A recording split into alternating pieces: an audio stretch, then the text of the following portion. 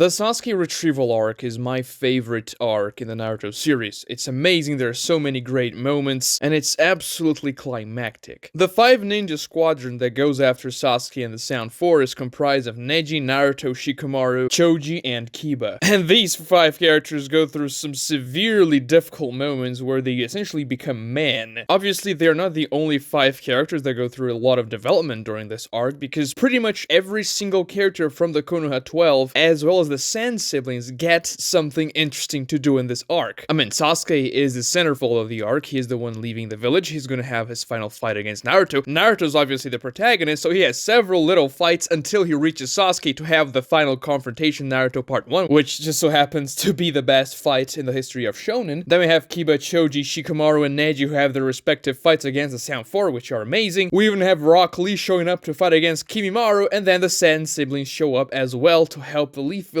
in the moment they needed the most. Even Sakura had a pretty interesting moment in this arc. She realized she was too weak and she couldn't go with Naruto and the rest, but she tried to stop Sasuke her own way and failed, and that's when she makes Naruto promise her that he'll bring Sasuke back. So when you take a look at the Genins who had a participation in this arc, the only ones who get nothing to do pretty much are Ino, Hinata, Tenten, but nobody cares about Tenten, and Shino. Hinata, Ino, and Tenten are kind of understandable. They don't have a lot to do with Sasuke himself. Even though it could be very interesting to have Hinata in the same team as Naruto and Neji, I understand why she wouldn't be put in there because she pretty much has the same abilities as Neji, and so it would be a little repetitive, even though Hinata is a very different character. Ino and Tenten are pretty weak, and even though Ino has a relationship to Sasuke, it's not that interesting. I mean, and Tenten has nothing to do with Sasuke at all, so like, she doesn't even have to go. However, Shino's a completely different story. He had this rapport with Sasuke that began in the Chunin Exams when Shino tracked Sasuke went after Gaara, and that's why Shino faced Kankuro in that situation so that Sasuke could pass and actually reach Gaara's location. And it was very interesting because they had this banter where they were like, oh, don't worry Sasuke, I'm gonna get to you very quickly once I beat this guy, and then Sasuke was like,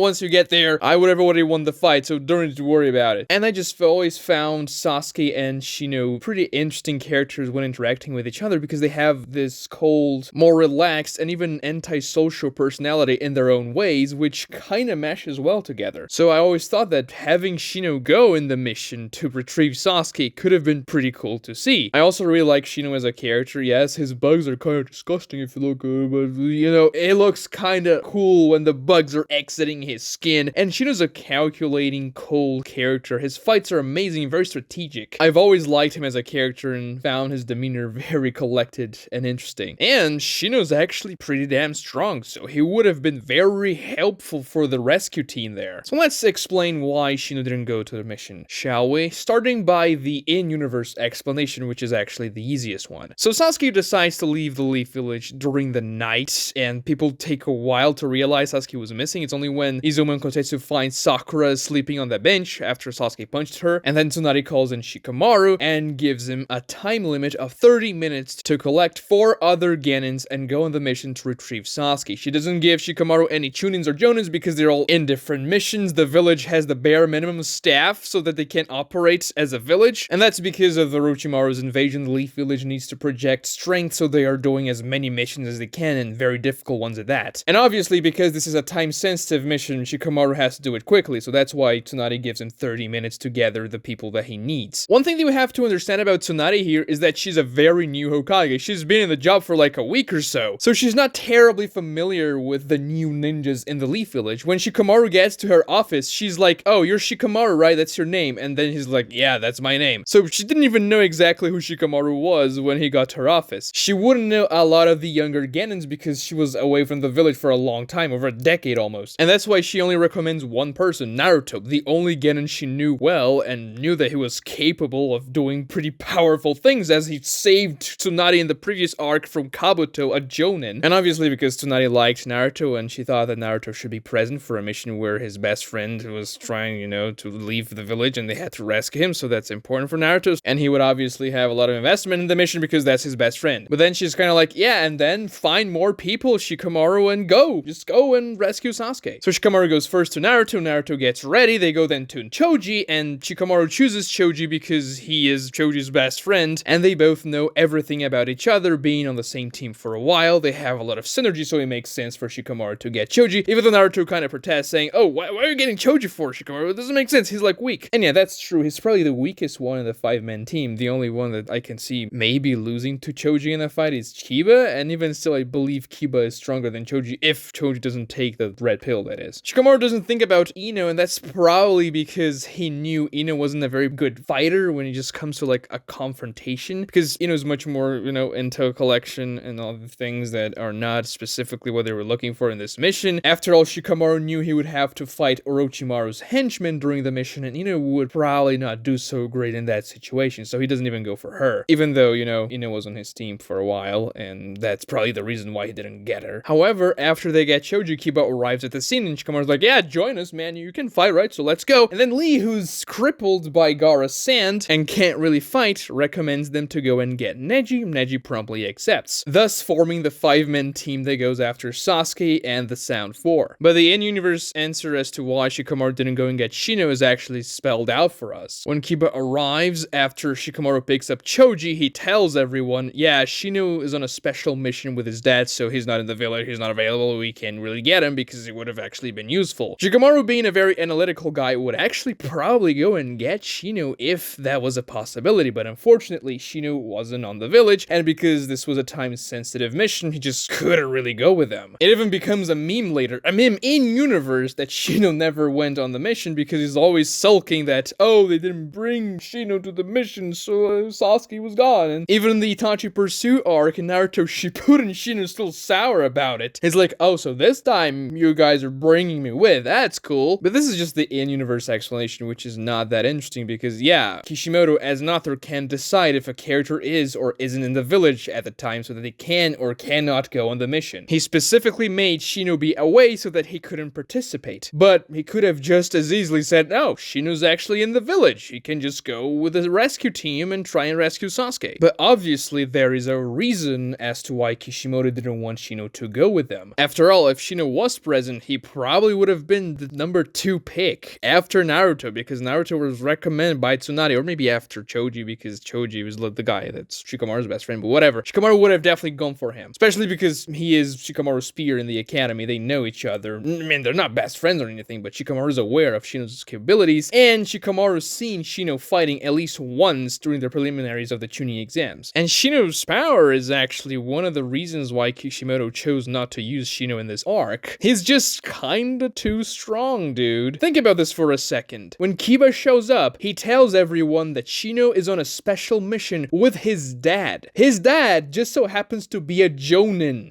Someone like Kakashi or Guy, same rank. And Shino, this Genin, is accompanying him on a special mission. He even highlights the mission by saying it's special, meaning that it's not just a D or C rank mission, it's probably something more difficult. Perhaps even an A rank mission, because that's usually the types of missions that Jonins go. I mean, S rank missions as well, but they wouldn't give an S rank mission to a Genin even though he was accompanied by a Jonin. So that was probably an A rank mission, which is the same level of difficulty as the Land of Waves mission, for example, where Team 7 had to fight against Zabuza and Haku. And if it's a special mission with Shino and his dad, it implies it's just the two of them. Maybe there were more people from the Aburame clan or other ninjas, but we just don't know. What's important is that Tsunade thought Shino was able to pretty much be on his dad's level, or at least relative to him in whatever job they had to do on that mission, and his dad's a Jonin. Shino isn't a Jonin, but he is very powerful, so if Shino went with the rescue team, he could probably unbalance things in the protagonist's favor. Imagine if Shino was with one of them whenever they caught up with the Sound 4 and had those team fights, with an additional ninja on their side, especially somebody as powerful as Shino that has such an interesting ability that's really difficult to deal with those insects. They could have probably taken Sasuke back kind of easily. The best counter for Shino's insects is definitely fire style or something explosive that burns them away. None of the Sound 4 members had anything like that. Also, having Shino there would mean that one of those fights wouldn't have been a 1v1, and Kishimoto obviously wanted all the fights to be a 1v1. Yes, Kimimaro eventually arrives so that Sasuke can go away, but you also have to remember that the Sound 4 are just 4 ninjas, and they were being chased by 5 Leaf ninjas, so when Kimimaro arrives, he equalizes the number. But because Naruto was supposed to fight Sasuke in the arc, Rock Lee arrives, and then he fights a 1v1 against Kimimaro. I mean, obviously after that Gaara shows up, but Gaara also fights a 1v1 against Kimimaro. Rock Lee barely does anything to help Gaara after he arrives because he was very hurt. Shino would surely unbalance balance things in the favor of the Leaf Village, and if Kishimoto wanted to make that balanced again, he would have either not have Rock Lee show up in the arc to fight against Kimimaro, so that Shino would fight against him or something like that, or he would just swap out Shino from one of the 5 if he were to use a 5-man team instead of a 6-man team, which could have been something he would do, taking Kiba away, for example, and putting Shino in his place, or Choji, whatever. But if he did that, then Shino would have won the fight, kind of easily. If you think I am glazing Shino, just think about this for a second. When Shino fought Zaku in the preliminaries of the Chunin Exams, Zaku was a pretty formidable threat after we saw what he was capable of in the Forest of Death, having a sound attack that could explode the forest. He was fighting against Rock Lee, he then fought against Shikamaru's team in the forest, and then he was bodied by Sasuke, but that was because Sasuke awakened the curse mark. But you could say that he was bodied as hard by Shino as he was to Sasuke. I mean, sure, you can say his arms were hurt, but you find out in the end of the fight that no, Zaku's arms were actually fine, and Shino was smart enough to just plug those holes and explode Zaku's arms. So Zaku, this genin that was actually built up to be pretty powerful for a genin, was absolutely demolished by Shino. And then when you go to the finals of the Chunin Exams, Shino fights Kankuro, which was built up as being much more powerful than Zaku. He was on Gaara's team, everybody was kind of afraid of the guy, and he seemed to know exactly what he was doing as a shinobi. He was strong. I mean, he was in the Sand team, so he had to be powerful. They were built up as the antagonists of the arc, and Shino beat the guy. Yeah, it was a very difficult fight, but Shino managed to accomplish his objective there, which was to stop Kankuro, even though he got poisoned in the process. And now all of a sudden, Shino is going on special missions with his dad, a Jonin. So obviously he's very powerful. We know that every single character in the Sand team, and also in the Leaf Village team that go on the mission to retrieve Sasuke, get a new jutsu and get more powerful. And if Shino was present there, he would have certainly gotten another ability as well, just like Kiba got the 2-headed hound, Choji got the pills and the expansion jutsu, Shikamaru got the shadow strangling jutsu, Naruto got the Rasengan from the previous arc, and also the Nine-Tails' cloak. Rock Lee got his drunk fist style, Temari got her summon, her kitty kitty mai summon, Gaara got several new jutsus like that Sand Tsunami he used to bury Kimimaro, as well as that Shukaku shield, and Kankuro got a new puppet. So everybody got a new jutsu with the exception of Neji. Because if you didn't know, the 128 palms is an anime only scene. He doesn't do that in the manga. Even though he uses his gentle fist in a new way, passing the chakra into Kidomaru's web so that he could actually defeat him. So that's a new way to use the jutsu, I guess you could say it's a new ability that Neji got fighting Kidomaru there. So if Shino was present in the arc, he would most certainly get a new powerful ability, which means that he would stomp whoever he was fighting against, unless if it was Kimimaro or Sasuke. Because Kankuro, the guy Shino beat in the previous arc, destroyed Sakon as soon as he arrived. Kiba was having a very rough time against Sakon, he was about to die, and Kankuro absolutely demolishes the guy. Temari does the same thing to Tayuya, and Shino, a guy that was at the same power level as Kankuro was in the Chunin Exams, should be about the same power level Kankuro was in the Sasuke Retrieval Arc if they both trained at a similar rate. And I would even argue that Shino's bugs would be much more problematic than Kankuro's puppets or even Temari's summoning jutsu if he fought against Tayuya or even Sakon and Ukon. Kabuto also states that Sakon was the strongest member of the Sound 4 and Kankuro absolutely demolishes him and Ukon. We also know that Jirobo was the weakest one. Choji beat him, and Choji is the weakest member from the Leaf team as well, so Shino would probably have no issues with Jirobo whatsoever. Maybe he would have a little bit of trouble fighting against Tayuya and Kidomaru, especially Kidomaru because of his long-range stuff. But if you paired Shino up with any of those characters, then Shino would win, unless if you changed how those characters worked and their powers, which is obviously something you could do. So why wouldn't Shino be present anyway, if you could just make a character more powerful to fight Shino if that's the case? If we take a look at the Sound 4 members, Kishimoto crafted their jutsus specifically for their fights in that arc. The synergy every Sound 4 member has in terms of their abilities with the opponent that Kishimoto gives to them is amazing. Jirobo and Choji, both of them with large-scale taijutsu attacks. They're both fat, so there's that connection. Kidomaru and Neji, Kidomaru realizing Neji's Byakugan weakness and Neji having to counter it in the most difficult fight for Neji in his entire life. That fight's actually amazing. If you haven't watched or read it in a long time, do it, because it's very strategic. What Neji comes up with is very smart and it's just a terrific fight. Kiba versus Sakon, Sakon and him using the two-handed hound jutsu to split Sakon and Ukon in half, but because they're twins and they have the curse mark, they can just regenerate and become two people. And Shikamaru and Tayuya. Kishimoto crafted Tayuya's ability so that Shikamaru could make that 2000 IQ strategy against her. Obviously, Kimimaro is a different story. He's supposed to fight against the strongest Genin, which is Gaara, and that's why he is the strongest in the Sound 5 as well. Now, if I were to replace Shino with any of the characters that went to the arc without,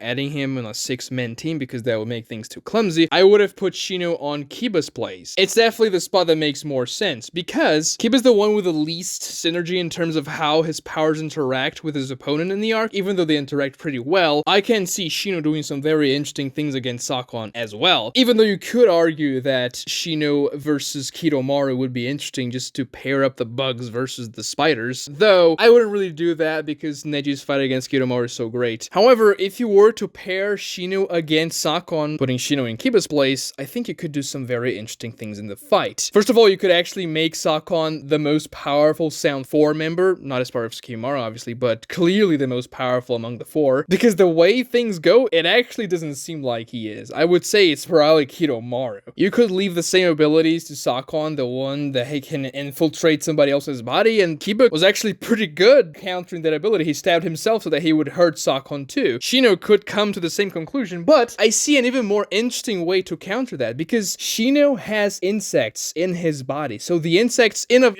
his chakra network and whatnot could actually eat Sakon from within when Sakon infiltrates Shino's body. So that could have been a very interesting way to synergize Sakon's powers with Shino's powers with his bugs. You could also provide some additional abilities to Sakon to make him a more formidable opponent, or just to make him really powerful in taijutsu. I mean, he was powerful, but he wasn't, extremely powerful, because Kiba was relative to him. And to split Sakon and Ukon so that we can get that iconic scene of them creating the extra curse mark limbs, you could just give Shino a new ability where his insects go insane, or maybe he has a new variety of insects that can cut very good. And then you can make Sakon really freaking powerful so that he pushes Shino into almost losing the fight, and that's when Kankuro shows up. And think about this for a second. Temari saves Shikamaru. Shikamaru and Temari had already this relationship from the Chunin Exams where they fought, and they had this rapport already when Temari saves him. Gaara and Rock Lee, the same thing. They had one of the best fights in the series in the Chunin Exams, and they had a very deep relationship, Gaara being the guy who crippled Lee, and now he's the guy that saves Lee. But Kankuro and Kiba didn't really have anything going for them. They were just two strangers as far as they're concerned. They never speak a line to each other. In the final round of the Chunin Exams, Kiba was on the stands, and Kankuro was watching from the place where the candidates were, so they couldn't even interact there. And it's not as climatic and satisfying when Kankuro saves Kiba because, yeah, they're two strangers, unlike Temari and Shikamaru and Rock Lee and Gaara. So imagine if Kankuro saved Shino, the guy who beat him in the Chunin Exams. They already had a history together, so it would have been kinda like Shikamaru and Temari, Rock Lee and Gaara. So oddly enough, this could make the arc better. Yes, we would have lost Kiba's powers and his interesting development in the fight against Sakon. I mean, the two-headed white hound that he uses with Akamaru is actually very cool to look at, but I still prefer Shino, man. He is a cooler character, and I think that the payoff of Kankuro saving him would have been much more interesting than Kankuro saving Kiba. I mean, this is not a great problem because there are people who prefer Kiba. I think Kiba is actually more popular with the fans than Shino is overall.